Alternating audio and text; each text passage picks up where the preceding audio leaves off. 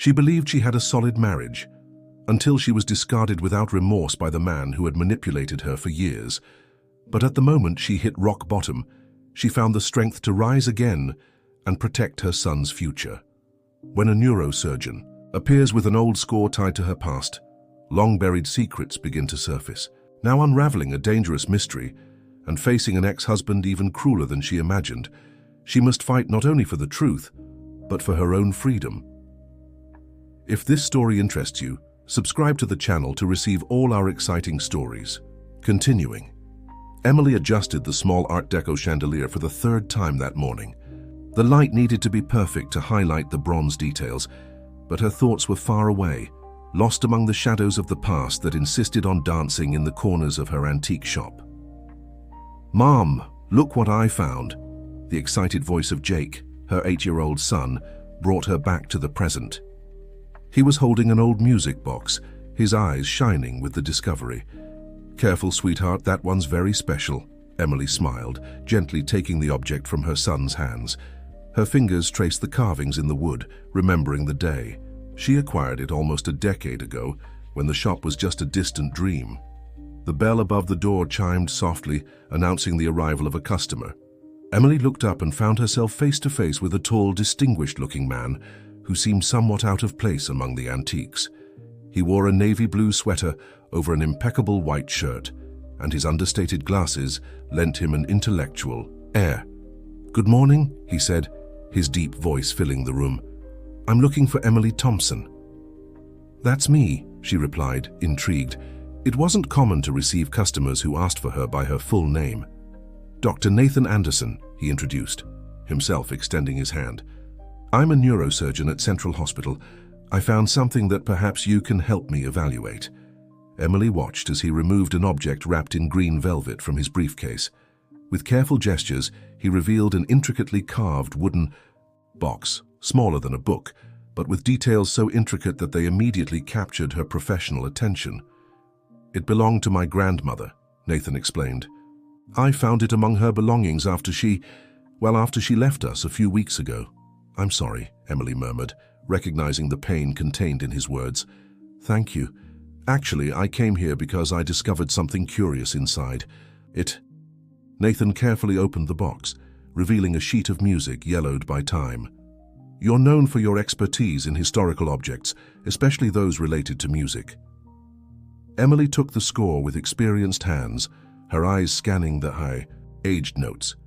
It was then that her heart stopped for an instant.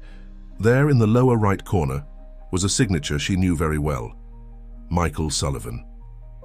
The name hit her like a wave, bringing with it memories she had long tried to keep submerged.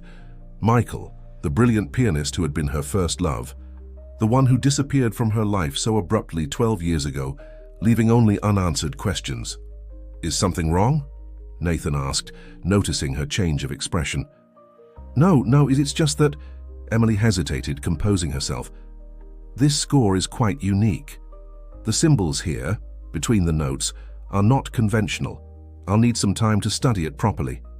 Jake approached, curious about his mother's agitation. Emily ran her hand through her son's hair, an automatic gesture of protection. The past she had tried so hard to leave behind was there, materialized in her hands, bringing with it questions she never imagined she would have to face again. "How long would you need?" Nathan asked, his gaze alternating between Emily and the score. "A few days, maybe a week," she replied, trying to keep her voice steady.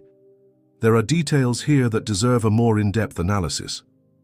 "Of course, no rush," Nathan smiled, handing her his card. "Can you call me when you have news?"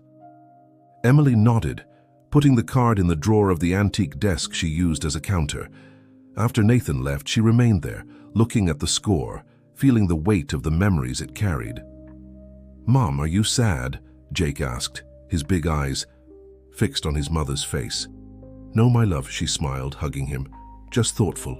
Sometimes the past surprises us when we least expect it." That night, after putting Jake to bed, Emily sat in her favorite armchair, the score in her lap.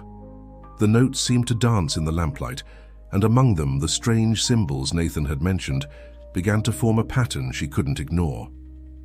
Her phone vibrated with a message from Richard, her ex-husband, reminding her of the meeting with the lawyers next week. Emily took a deep breath, feeling the familiar weight of anxiety settle in her chest. But something had changed. The score in her hands represented a connection to a past that preceded all the hurt, a time when she was different, stronger, braver. Her fingers traced Michael's signature again, and a certainty began to form in her mind. That score wasn't just music. It was a message, and after 12 years it had finally reached her. The next morning dawned grey with a fine drizzle that blurred the windows of the antique shop. Emily arrived earlier than usual, after a restless night populated by dreams of Michael. She had left Jake with her sister Rebecca, who always took him to school on Wednesdays. Sitting at her desk, she spread the sheets of the score under the light of the Art Nouveau lamp. The peculiar symbols between the musical notes seemed clearer now, as if they wanted to tell a story. Emily took her antique dealer's magnifying glass and began to examine every detail meticulously. "You were always too observant for your own good," Richard's voice echoed in her memory, laden with that condescending tone that she had taken years to recognize as manipulation. She shook her head, pushing away the memory. She wouldn't allow him to occupy her thoughts, not now. The phone rang, startling her. "Emily, it's Nathan Anderson." The deep voice on the other end of the line sounded hesitant. "Sorry to call so early, but I found some more things of my grandmother's that might be related to the box." "What kind of things?" Emily asked. Her professional interest immediately piqued. "Letters, old photographs, and a diary. It mentioned something about concerts at the Symphony Hall in the 50s. I thought maybe—" "Can you bring everything to the shop?" Emily interrupted, her heart racing. "The sooner the better." An hour later, Nathan was crossing the door of the shop carrying a faded cardboard box. His clothes were slightly damp from the drizzle, and his fogged glasses needed a quick cleaning before he could see properly. "My grandmother Clara was a talented pianist," he explained, as Emily examined the contents of the box. "She performed at Symphony Hall for years, until she retired in the early 60s. Emily was carefully leafing through the diary, its yellowed pages revealing an elegant and precise handwriting. "Clara Anderson," she murmured, the name awakening something in her memory. "Did she give private piano lessons?" Nathan nodded, surprised. "Yes, for many years." "How do you know?" "Michael." Emily hesitated, taking a deep breath before continuing. "Michael Sullivan, the composer of this score, mentioned a teacher named Clara a few times. He admired her greatly." "You knew him?" Nathan leaned forward, interested. Emily closed the diary, her hands trembling slightly. "Yes, a long time ago. We were close." The bell above the door chimed again, and Rebecca entered the shop, Jake on her heels. "Mom, look what I made in art class." The boy ran to her, brandishing a colorful drawing. "It's beautiful, my love," Emily smiled, grateful for the interruption. "Dr. Anderson, this is my sister Rebecca, and you've already met Jake." Nathan greeted them cordially, but his eyes soon returned to Emily. "So, about the score." "I'm still analyzing it," she replied quickly, "but these symbols, they seem to form some kind of code. Look here." She pointed to a particular sequence of notes. "These markings are not standard in musical notation." "Like a code?" Rebecca approached, curious. "Like those secret messages we used to make when we were kids." Emily smiled at the memory, but her mind was working rapidly. Michael had always been fascinated by puzzles and codes. In the letters they exchanged, he used to hide messages between the lines, a private game that only the two of them understood. "I'll need more time," she said finally. "There's something here, something important." Nathan nodded, understanding. "Of course. Actually, I was thinking, Annie, do you know anyone who could play this piece? Maybe hearing the melody will help us understand better." Emily felt a tightness in her chest. The last time she had heard Michael play the piano was on the night he left, promising to return in a week. 12 years had passed since then. "Do?" Rebecca intervened, giving her sister a meaningful look. "Emily plays the piano magnificently. She doesn't play often anymore, but—" "Becca, please," Emily interrupted her gently. She turned to Nathan. "I'll need to study the score more before considering playing it." After Nathan left, Rebecca waited for Jake to get distracted with a video game before confronting her sister. "You're shaking, Emily. What's going on?" "It's complicated," Emily whispered, her eyes fixed on the score on the table. "This music. The symbols. There's something here that Michael wanted someone to find, and after all this time it reached me." "Emily?" Rebecca held her hands. "You can't let yourself get carried away by this. Remember how you were after he disappeared. And now, with Richard trying to take the shop from you in the divorce, but it's different now," Emily interrupted, a new determination in her voice. "I'm not that naive girl you needed to protect anymore. And if Michael left something behind, something important, I need to find out what it is." The rest of the afternoon passed in a blur. When Emily finally closed the shop, the drizzle had turned into heavy rain. At home, after putting Jake to bed, she sat at the piano that for years had served only as a support for photo frames. Her hands hovered over the keys, trembling slightly, before playing the first notes of the mysterious score. The notes flowed under her fingers like water, filling the room with a melody that seemed to awaken every inch of her dormant memory. Emily let herself be carried away by the music, her eyes closed, feeling each chord resonate through time. The composition was complex, with subtle changes in rhythm and unexpected harmonies, typical of Michael. It was then that her hands stopped, abruptly. There in the middle of the score was a musical sequence that didn't make sense. The notes formed a dissonant pattern, something Michael would never write by chance. "You should be sleeping," she said aloud without turning around. She knew well the sound of Jake's bare feet in the hallway. "The music woke me up," he replied, approaching the piano. "It's beautiful. Sad, but beautiful." Emily pulled her son onto her lap, kissing the top of his head. "You know, when I was about your age, I couldn't sleep when I heard piano music either. Why don't you ever play?" The question, so innocent, hit her like an arrow. Memories of the last recital she had performed 12 years ago came to the surface. Michael had been in the front row, his eyes shining with pride. 2 weeks later, he would disappear from her life. "Sometimes," she answered softly, "we keep some things in our heart for so long that it becomes difficult to take them out." The next morning, Emily arrived at the shop, determined to decipher the mystery of the score. She spent hours comparing the strange symbols with different types of musical notation, making meticulous notes in her notebook. "I thought I'd bring some coffee," Nathan's voice sounded from the door, making her look up. He was holding 2 cups from a nearby coffee shop. "I figured you might need it." "Thank you," Emily smiled, accepting the cup. "Actually, I discovered something interesting. Look at this." She led Nathan to her work table, where she had spread out several sheets with notes. "These symbols between the notes, they're not just musical markings. Look at the pattern that forms when we isolate just them." Nathan leaned over the table, his glasses reflecting the morning light. "They look like coordinates."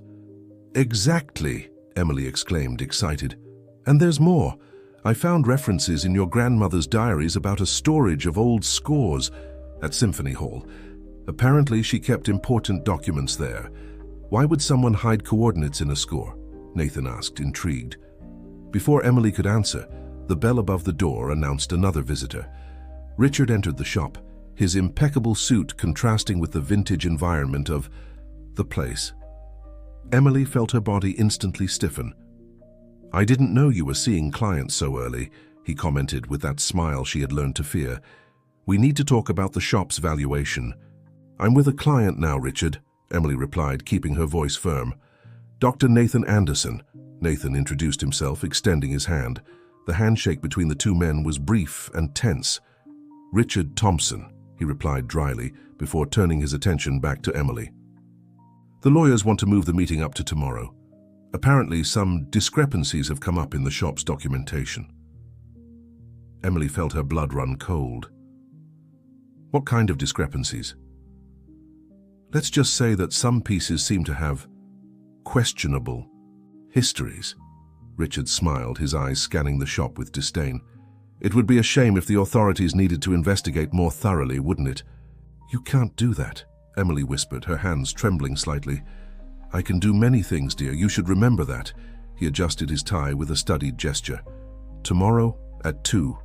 Don't be late. After Richard left, a heavy silence fell. Over the shop, Nathan remained there, his gaze alternating between Emily and the door. I'm sorry you had to witness that, she finally said, her voice low but firm. Don't apologize, Nathan replied, his expression serious. But that seemed like a threat. Emily completed, a bitter smile on her lips.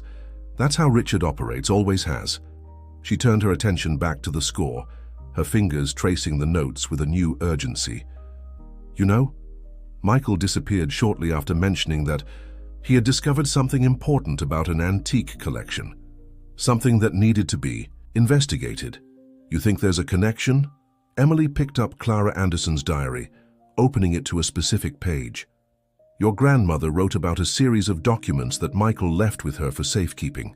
Documents that were never found. And you think the coordinates in the score lead to those documents? Yes, Emily completed. And something tells me we need to find them before tomorrow's meeting. Nathan adjusted his glasses, thoughtful. Symphony Hall has been closed for renovations for months. How are we going to get in? Emily smiled for the first time that morning, feeling a spark of hope. Luckily, I know someone who works there. It's time to pay a visit to an old friend. Symphony Hall loomed imposingly against the afternoon sky, its windows covered by renovation scaffolding. Emily and Nathan stopped in front of the side entrance, where a restricted access sign hung slightly crooked. Sarah should still be in the coordination office. Emily checked her watch. She always stayed late on Tuesdays.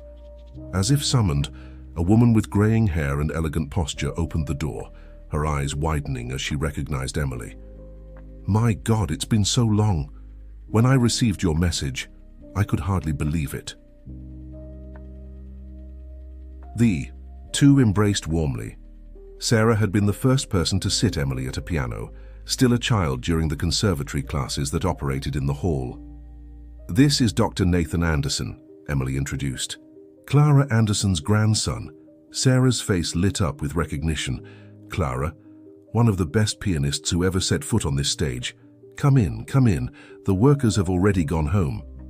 The interior of the hall was partially covered by tarps, the smell of fresh paint mixing with the characteristic scent of old wood. Sarah guided them through familiar corridors, their footsteps echoing on the marble floor.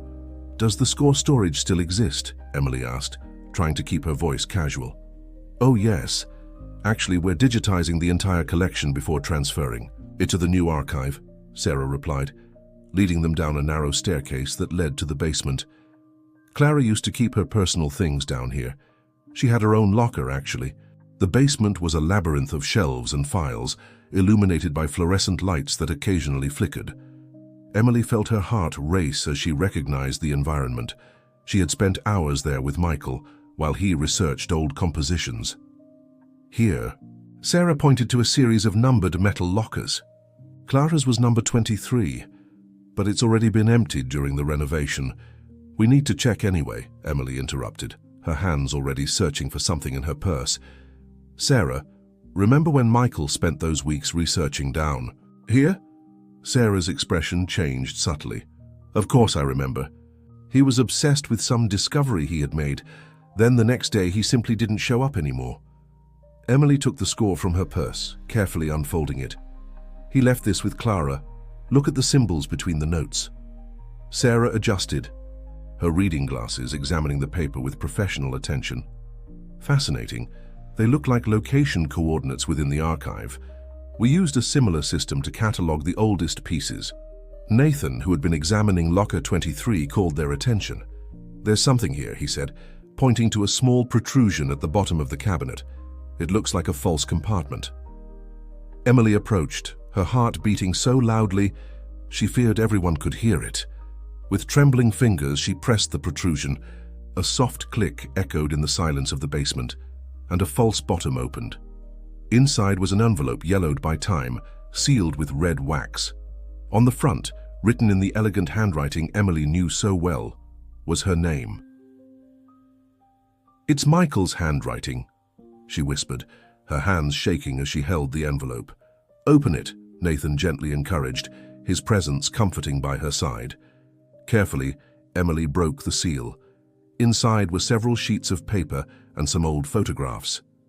Her eyes ran over the first lines of the letter that was on top.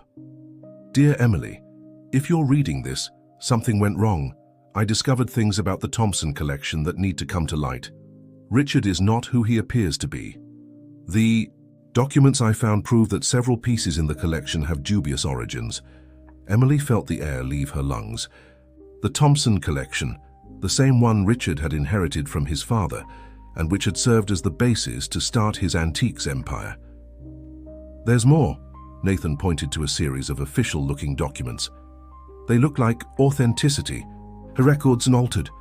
"My God," Sarah murmured, looking over Emily's shoulder. "This explains why he was so agitated in those last days." A noise upstairs made all three of them start. Heavy footsteps echoed across the floor. The night security. "Guards," Sarah whispered. "They shouldn't be here yet." Emily quickly put the documents in her bag. "We need to get out of here." Sarah guided them through a side corridor, formerly used by musicians to access the stage. They emerged through a back door, the cool night air hitting their warm faces. "Come have dinner at my place," Emily invited, as soon as they were a safe distance from the hall. "We need to examine these documents carefully, and Rebecca is with Jake." On the way to the car, Emily couldn't stop thinking about Michael's letter. After 12 years, she was finally beginning to understand why he had disappeared so abruptly from her life. But a new question tormented her. What else was Richard hiding? The sky was darkening rapidly, heavy clouds promising more rain. Emily looked at Nathan, who walked silently beside her, and felt a wave of gratitude for his presence. In less than a week, he had become an unexpected ally in a story she thought she had buried in the past. "Thank you," she said softly when they reached the car. Nathan smiled, that gentle smile that was already becoming familiar. "No need to thank me. Some stories need to be told to the end." The sun had barely risen when Emily received the message from Sarah. "Found something else. Come to the hall urgently." After a sleepless night, revisiting the revelations from the party, she didn't think twice before getting dressed and leaving. Rebecca was still asleep in the guest room, having stayed to look after Jake. The night before, after the party, Emily had shared all the discoveries with her sister and Nathan. The photographs on her cell phone were irrefutable proof of the manipulation the Thompson family had perpetrated for decades. Symphony Hall was silent at that early hour. The renovation workers had not yet arrived. Sarah was waiting at the side, entrance her normally serene face marked by an unusual urgency. "I found this hidden in a false base of an old bookshelf," she explained, leading Emily to her office. "I was cataloguing the last scores when the base gave way." On the table was a yellowed envelope addressed to Clara Anderson. Emily immediately recognized Michael's handwriting. "Have you called Nathan?" "Yes, he's on his way," Sarah replied, closing the office door. "Emily, you need to see what's written here." With trembling hands, Emily opened the envelope. Inside was a letter dated 1985, just a few months before the forced sale of the Anderson mansion. "Dear Clara, if you're reading this, it means my suspicions were correct. The Thompson family isn't just interested in your mansion, they want the complete collection of historical documents your husband kept in the safe. Documents that prove their involvement in various schemes of appropriation of cultural assets. I managed to make copies of some records, but Richard Thompson's son found out. He's more dangerous than his father, more calculating, colder. I had to leave to protect those I love. Emily, if you ever read this, forgive me. I couldn't risk your safety. Richard had already shown what he was capable of. I kept everything in the most obvious place, the one no one would think to look. The score I composed for you isn't just a love song, it's a map, and you, more than anyone, will know how to interpret it. With love, Michael." Emily sat down heavily, her legs weakening. He knew. All this time, he knew Richard was involved. "And sacrificed himself to protect you," Sarah completed softly. "The question is, what do we do now?" The sound of footsteps in the corridor announced Nathan's arrival. His normally calm face was tense with concern. "Richard knows we found something in the safe," he said without preamble. "I received a call from him this morning. He's demanding an immediate meeting." Emily stood up, a new determination rising in her chest. "No, enough of playing by his rules. It's time to use Michael's music." "The score?" Nathan asked, confused. "It's not just a score," Emily explained, spreading the sheets on the table. "It's a map. Michael always loved creating musical puzzles. Each sequence of notes that seemed out of place, each strange symbol. Everything has a meaning." Her fingers danced over the notes, years of musical practice allowing her to see patterns where others would see only music. "Look at this. These key changes form a pattern, and if we convert each note to its position in the musical spectrum..." "Coordinates," Nathan completed, his eyes widening with understanding. "But coordinates to where?" "To the most obvious place." Emily smiled, old memories coming to the surface. The piano, the grand Steinway piano that used to be in the main hall of the Anderson mansion, the same one Richard keeps to this day in the music room, never allowing it to be moved or restored. Sarah frowned. "You think Michael hid something inside the piano?" "Not inside," Emily corrected, her mind working quickly. "Under it. The base of the piano is hollow, a unique feature of this specific model. Michael knew this because we used to play at hiding scores there when we were young." "But how are we going to access the piano?" Nathan asked. "After last night, Richard won't. Let us get near the mansion." A determined smile appeared on Emily's lips. "We don't need to go to the mansion. The piano isn't there." "What do you mean?" "Regina always hated that piano, said it took up too much space in the hall. Last week, during the party, I heard her commenting that she had finally convinced Richard to donate it to Symphony Hall," Sarah completed, her eyes widening. "As part of the historical collection renovation project, it's scheduled to arrive this afternoon." Emily picked up her phone, quickly dialing Rebecca's number. "Becca, I need you and Jake to stay at a hotel today. Yes, it's important. No, don't worry, I have a plan." After hanging up, she turned to Nathan and Sarah. "Richard will come for the piano as soon as he knows it's arrived. We only have a few hours to find what Michael hid there." "And if there's nothing?" Nathan asked softly. Emily touched Michael's letter, her heart firm in her decision. 12 years ago, he risked everything to expose the truth. I won't let his sacrifice be in vain. It's time for Richard Thompson to finally face the consequences of his actions.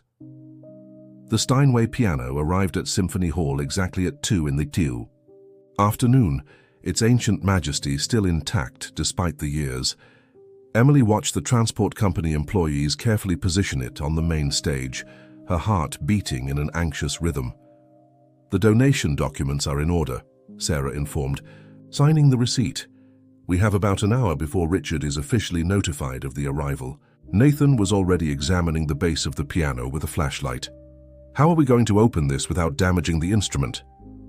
"We don't need to open it," Emily replied, her fingers tracing the sides of the base with the familiarity of years of practice. "Michael created a special mechanism. It was our secret." Her fingers found a small, almost imperceptible protrusion. With a precise movement, she pressed it in the sequence that the score had revealed. 3 short taps, 2 long ones, like a melody in Morse code. A soft click echoed across the empty stage, and a secret compartment opened in the base of the piano. "Amazing," Nathan murmured, helping Emily reach into the compartment. Her fingers touched a thick envelope, protected by a waterproof wrapper. Inside were dozens of documents, photographs, and a letter addressed to her. "It's all the evidence," Emily whispered, quickly leafing through the contents. Records of threats, proof of bribery, falsified documents. Michael documented everything. "Emily." Sarah's voice sounded urgent from the entrance of the theater. "Richard is here, and he's not alone." As if summoned by the mention of his name, Richard appeared in the central aisle, accompanied by 2 men in suits. His steps echoed through the empty theater as he approached the stage. "I always knew you'd come back to this piano," he commented, his voice falsely casual. Michael was predictable in his romanticism, And you, well, you never knew when to stop. It's over, Richard, Emily replied, firmly holding the documents. All your lies, all the manipulations, everything will come to light now. Richard laughed, a cold sound that echoed through the theater. And what exactly do you intend to do? Expose family secrets that will destroy not only me, but dozens of influential people. Think carefully, Emily. Think of Jake. Don't you dare mention my son. Emily stepped forward, years of fear giving way to anger. You've used him against me for too long, but now he'll have something better, the truth, and an example that it's possible to stand up to people like you. The authorities have already been notified, Nathan intervened, his solid presence beside Emily. And not just about the documents. Your grandmother kept detailed records of everything, Richard. Records that are now in the possession of the district attorney's office. Richard's face paled slightly. You're bluffing. I'm Clara Anderson's grandson, Nathan replied calmly. The woman you and your family destroyed. Do you really think I wouldn't do everything to ensure the truth came out? The sound of sirens in the distance made everyone turn to the theater windows. Richard took a step towards Emily, but Nathan placed himself between them. It's over, Emily repeated, her voice firm. Michael left this evidence so that the truth would be known one day. He sacrificed his life here to protect those he loved, and now, finally, his music will be heard. The doors of the theater opened, giving way to several police officers and prosecutors. Richard remained motionless, his mask of control finally breaking. Mrs. Emily Thompson, one of the prosecutors, approached. We have a warrant to seize these documents as evidence. It's Emily Sullivan now, she corrected, handing over the envelope with the evidence, and I have much more to tell. Hours later, sitting in her apartment with Jake asleep in her lap, Emily looked out the window at the city that seemed different now. Rebecca was in the kitchen preparing tea, and Nathan remained by her side, a silent but constant support. What are you going to do now? He asked softly. Emily smiled, caressing her son's hair. Live, without fear, without secrets. The shop is safe. Richard can't threaten us anymore, and maybe it's time to start playing again, she completed, her gaze turning to the piano in the living room. Michael always said music has the power to heal. I think I finally understand what he meant. Nathan gently took her hand, and Emily felt that familiar current of electricity between them. May I stay to listen? You may, she replied carefully, standing up so as not to wake Jake. In fact, I'd really like you to stay. Sitting at the piano, Emily let her fingers run over the keys, beginning to play the melody Michael had composed for her so many years ago. But now the music no longer sounded sad. It was a song of liberation, of new beginnings. The last note resonated through the apartment like a promise of better days. Jake stirred in his sleep, a small smile on his lips. Outside, the city continued, its incessant rhythm. But inside that apartment at that moment, everything was in perfect harmony. The past had finally been pacified, and the future, well, the future was a blank score, waiting to be written. Emily's fingers lingered on the piano keys, the last notes of Michael's composition fading into the quiet apartment. Nathan sat beside her, his presence a comforting warmth in the stillness of the evening. That was beautiful, he said softly, careful not to wake Jake, who was still asleep on the couch. Emily smiled, a bittersweet expression crossing her face. Strange playing again after all these years. It's like coming home to a place you thought you'd lost forever. Nathan nodded, understanding in his eyes. Music has a way of connecting us to our past, doesn't it? But it can also be a bridge to our future. As if on cue, Jake stirred on the couch, his sleepy eyes blinking open. Mom, was that you playing? Emily crossed the room to her son, smoothing his tousled hair. Yes, sweetheart, did you like it? Jake nodded enthusiastically. It was pretty. Can you teach me to play like that? A lump formed in Emily's throat. For years, she had avoided the piano, the memories it held too painful to confront. But now, looking at her son's eager face, She felt a shift within her. "I'd love to, Jake. We can start tomorrow if you'd like." Rebecca emerged from the kitchen, carrying a tray with steaming mugs of tea. "I hate to break up this touching moment," she said, setting the tray down, "but we need to talk about what happens next. The police have Richard in custody, but his lawyers are already making noise." Emily sighed, the weight of reality settling back on her shoulders. "You're right. Jake, honey, why don't you go get ready for bed? I'll be in to tuck you in soon."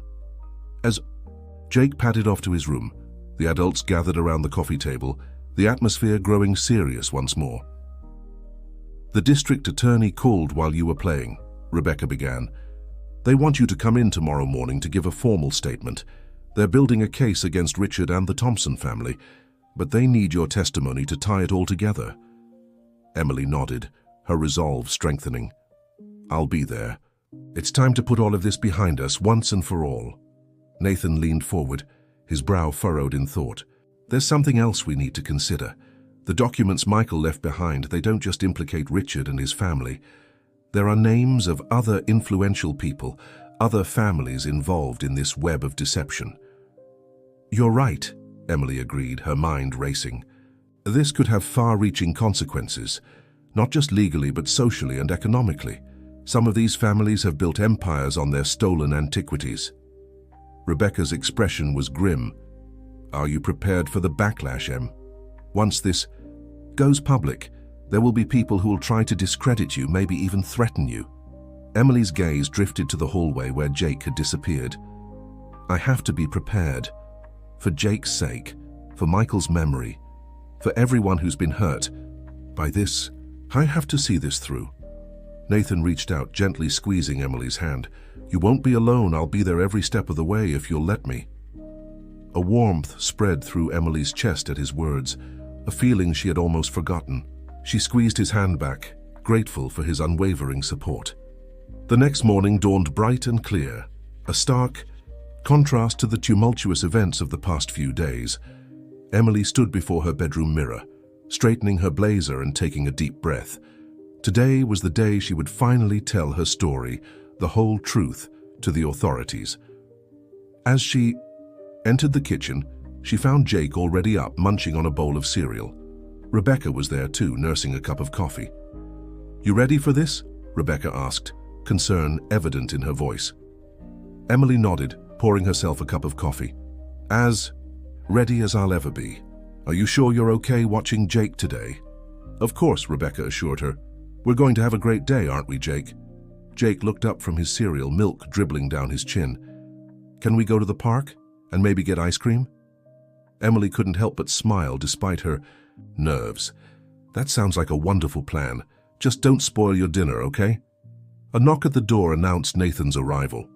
He greeted everyone warmly, his steady presence immediately putting Emily at ease. "The car's waiting downstairs," he informed her. "Are you ready to go?"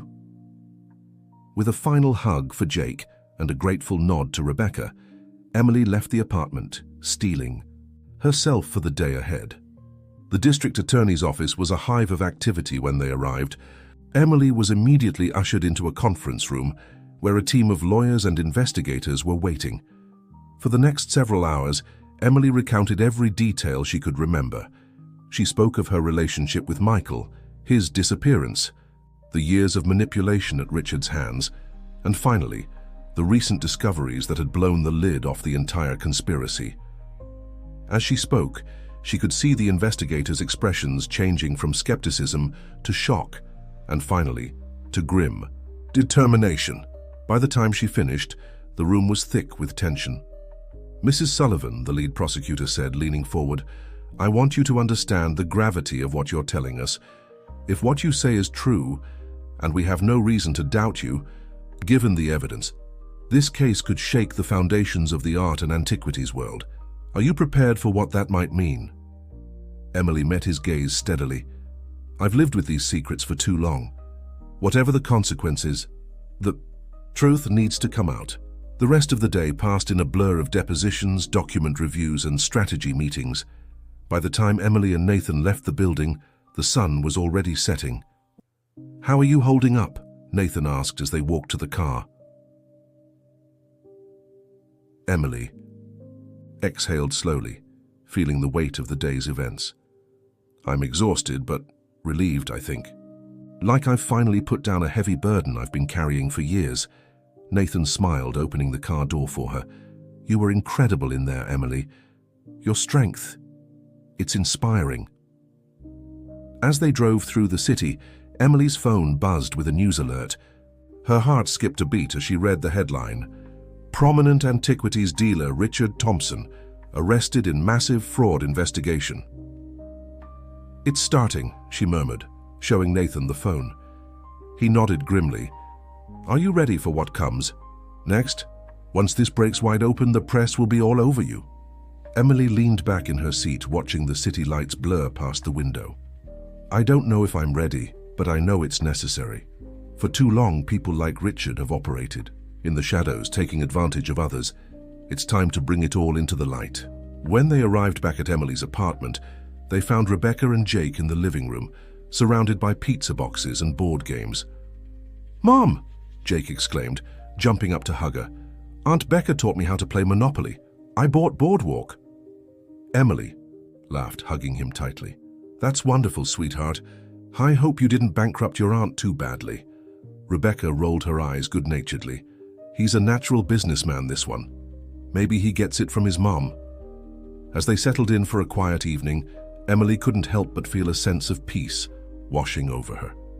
Despite the storm she knew was coming, here in this moment with her son, her sister, and Nathan, she felt safe and loved. The next few weeks were a whirlwind of activity. As predicted, the press latched onto the story with fervor. Emily found herself at the center of a media frenzy, her face splashed across newspapers and TV screens. The antique shop became a focal point of interest, with curious onlookers and reporters constantly milling about outside. Emily made the difficult decision to temporarily close the shop, focusing instead on cooperating with the ongoing investigation. Through it all, Nathan remained a steadfast presence at her side. His calm demeanor and unwavering support helped Emily navigate the choppy waters of public scrutiny and legal proceedings. One evening, as they sat in Emily's living room reviewing documents with the legal team, Nathan suddenly sat up straight, his eyes wide with realization. Emily, he said urgently, look at this. It's a ledger from my grandmother's papers. The dates correspond with some of the transactions in Michael's documents. Emily leaned in, her heart racing as she scanned the pages. These are coded entries, Cardi, but they match the pattern Michael used in his score. Nathan, I think your grandmother was helping him document everything. The discovery opened up a new avenue of investigation, providing even more concrete evidence of the Thompson family's illegal activities. As the case built, more and more people came forward with their own stories of exploitation and fraud. Weeks turned into months, and slowly but surely, the truth began to emerge. The investigation expanded beyond the Thompsons, implicating several other prominent families and institutions in the art world.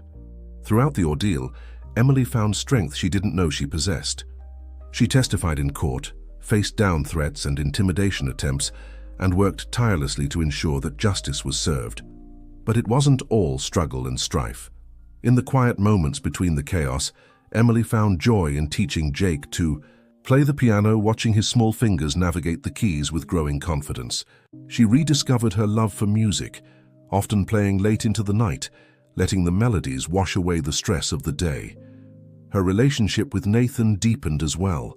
What had started as a professional collaboration blossomed into a deep friendship and gradually into something more. His steady presence and unwavering support became a cornerstone of her life, a source of strength she came to rely on. Finally, almost a year after that fateful day when Nathan had first walked into her shop with his grandmother's music box, the verdicts began to come in. Richard Thompson and several of his associates were found guilty on multiple counts of fraud, theft, and conspiracy. The art world was shaken to its core, with many institutions launching internal investigations and overhauling their acquisition processes. On the day the final verdict was read, Emily stood outside the courthouse, surrounded by a sea of reporters and cameras. Taking a deep breath, she stepped up to the microphones. Today, justice has been served, she began, her voice steady and clear. "But this is not just about one family or one conspiracy. This case has exposed a systemic problem. In the world of art and antiquities, it's time for a change. It's time for transparency, accountability, and respect for the cultural heritage that these artifacts represent." As she spoke, Emily felt a weight lifting from her shoulders. The truth was out. The fight was over, and she had emerged stronger for it. Later that evening, as she sat at her piano, Jake curled up beside her and Nathan standing nearby, Emily began to play. The melody that flowed from her fingers was not one of Michael's compositions, nor any known piece. It was something new, something of her own creation. As the last notes faded away, Nathan smiled warmly. "That was beautiful, Emily. What's it called?" Emily looked around at the faces of those she loved, at the life she had rebuilt from the ashes of deceit and loss. She thought of Michael, of the truth he had sacrificed everything to protect, and of the future that now lay open before. "Here's New Beginnings," she said softly. "I think I'll call it New Beginnings." And as the evening light filtered through the windows, casting a golden glow over the room, Emily knew that whatever challenges the future might hold, she was ready to face them. With her son by her side, Nathan's love supporting her, and the truth finally set free, she was ready to write the next chapter of her life, one note at a time.